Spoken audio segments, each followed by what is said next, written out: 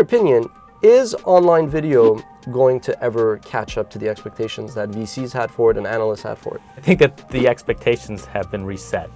I don't think that, at some point it will reach the expectations, but it's not going to be anytime soon.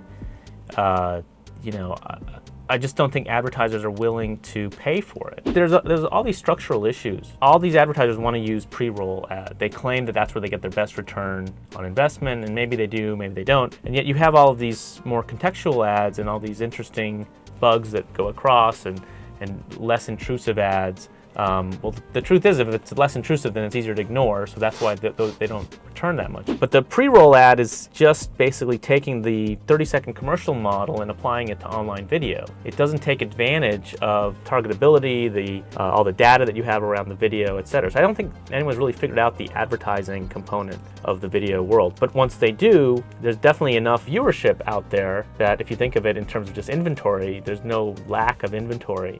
So if somebody can make those ads perform, then I think that's what's going to be the gating factor. Length in online video, the attention span people have is notorious. Yeah. In fact, I had this sort of weekly show. I convinced the folks at CNN and CNN Money to give me a CNN crew, and we did this in-depth video. We'd spend a day in a city. We had enough footage to do a half-hour show easily. Right? That doesn't work online, though. But that didn't work. Yeah. So, and there was like this rule. The rule was basically they had it down to a science. Anything over 2 minutes and 36 seconds, they've just measured it. The viewership just went down. So that was like our cutoff. There are 3 challenges that all online video producers face. The first one is YouTube is the big, main distribution point. 53% of videos on YouTube are seen less than 500 times.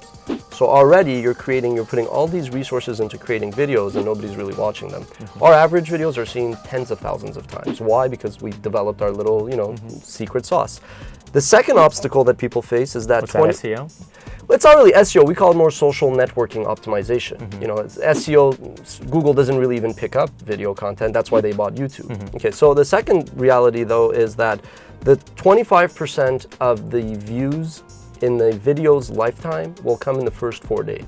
And then the third reality is that most videos are usually seen for 30 to 60 seconds. You've heard a lot, paid content, TechCrunch, Business Insider, all of these great publications are trying to experiment with videos, and they all lose traction at some point. It's not because they're not very skilled and intelligent and they don't produce good content. It's because they treat it as a side thing. The truth to it is if you're going to get into video, it's got to be its dedicated thing. Either a dedicated team, a dedicated unit, but it just can't be a side thing. You guys would never scale. So that's why we're doing this, because we feel that there is a benefit in having the long form content, but then going back and recutting it into the short form. But I'm the one asking the question. Well, we could just buy you and then scale. Well, who says we wouldn't be buying you guys? I'm just kidding. Are you for sale?